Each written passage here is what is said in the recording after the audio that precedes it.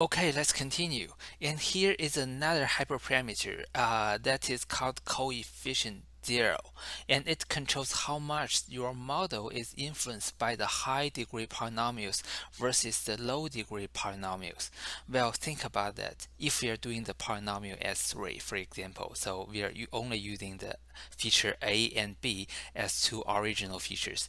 So if when we are adding the new polynomial features up to degree to 3, and then we still have the original features a and b, and then we have degree 2 polynomial features a squared, b squared, and a multiplied by b, and we have degree 3 polynomial features like a cubed, b cubed, a squared, b squared, a, right? So among those features, and we have low degree polynomial features like a and b, and we have high degree polynomial features like a cubed or a squared b, for example. And how do we balance those features? How much weight or how much the low degree polynomial features can influence the model compared with the high degree polynomial features? And that will be the question we have to answer.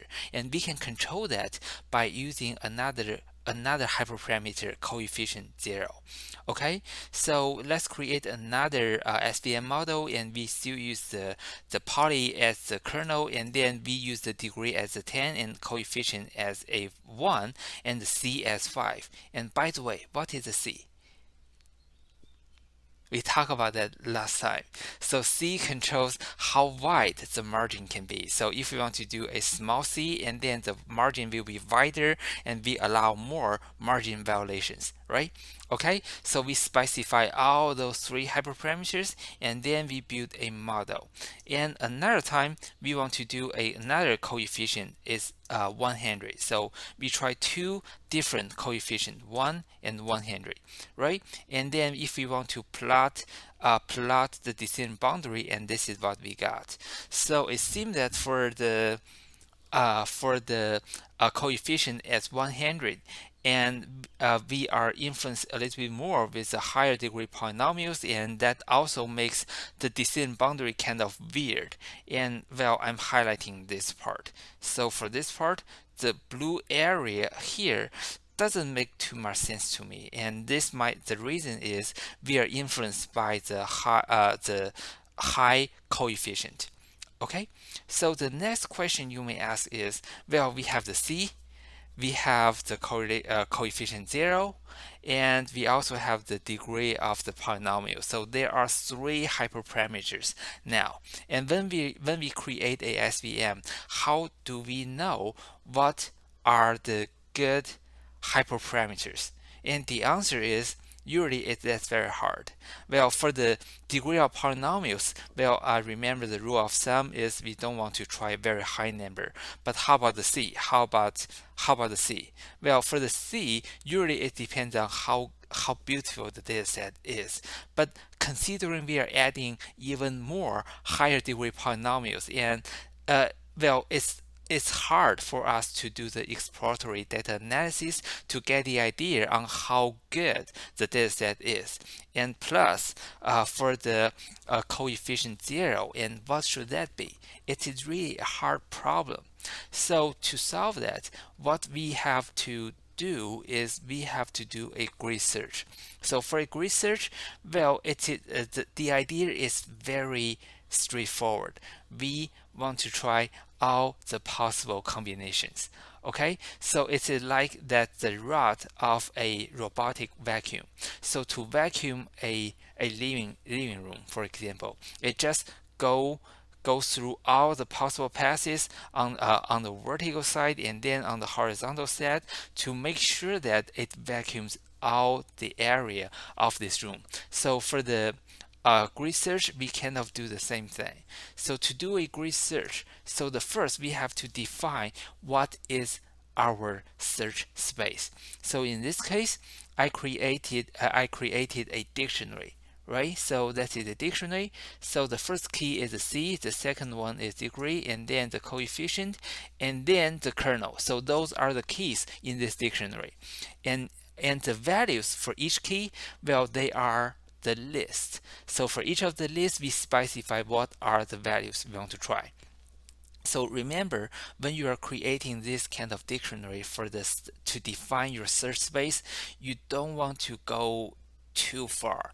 So like say for the C, from point 1 to 1 to 10 to 100, and that's reasonable. If you want to do point 1, point 2, point 3, point 4, and then you add 100 different values of the C, and that should be too many. And when we are doing the grid search, and the code will take a lot of time to run.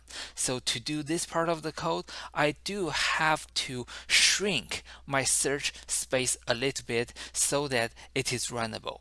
And after that, you want to do a grid search CV, and then you want to run a in the grid search CV, you specify what is the machine learning model you are trying, and then you also send the parameter grid or the search space. Okay, so and after that you run the grid.fit with the x and y, and it will just try all the possible combinations of the different hyperparameters. Say for this one, that is the c is 0.1, coefficient is 0.1, and the degree is 5. And then c is the c and coefficient, they are the same, and then we try the degree as 10. So it just exhaustively try all the different combinations, and as you can see, there are really a lot. So well, this cell definitely takes some time to run, and after that we have we can do the grid.best params. So it will give me the best combination of the parameters. So we have the c as a 0.1, so that is very small c. So we are going to have a very wide margin, and the coefficient, that is a 10. So that's not too large, not too small. Probably I'm going to be happy with that. And then the degree is 5. So for degree is 5, and that is the lowest possible. So probably I will try a few lower degrees, but degree as 5, I would be happy with that. So the next question is, do we want to stop our searching here? So there are well, to answer that question, do we want to do another round of the searching? There are 2 points I want to make. The number one is, well, you need to understand what are those hyperparameters mean. So C as point 1, and you should know C defines the width of the margin and the number of the margin violations we are going to allow, right? So C is 0.1, so that is a small enough number. Do you want the C to be even smaller? If you try even smaller C, your performance might be even better, but do you want to do that? Well, you should know that if you are doing a very small C, and then we may have a underfitting model, and probably that C is small enough. Okay, and then for degree is 5. Do you want to try even smaller degrees? And my answer is probably we can try even smaller degrees, like 2, 3, or 4. So we may want to try that. Okay, and the second point I want to make is, well, you need to grab your best estimator, and then you want to use your best estimator to do a prediction for you. Okay, so you can use your best find your best estimator, or you can just use the grid, and then the grid by default it will make the prediction with the best estimator, and then this is the result I got. So for this result, I'm definitely going to be happy with that. So to answer this question, should we stop the grid search here, or do we want to do another round of the search?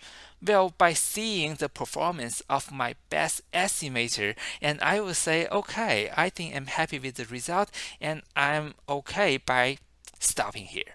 Okay, so the next video we are gonna start to do an exercise, and I will see you in the next video.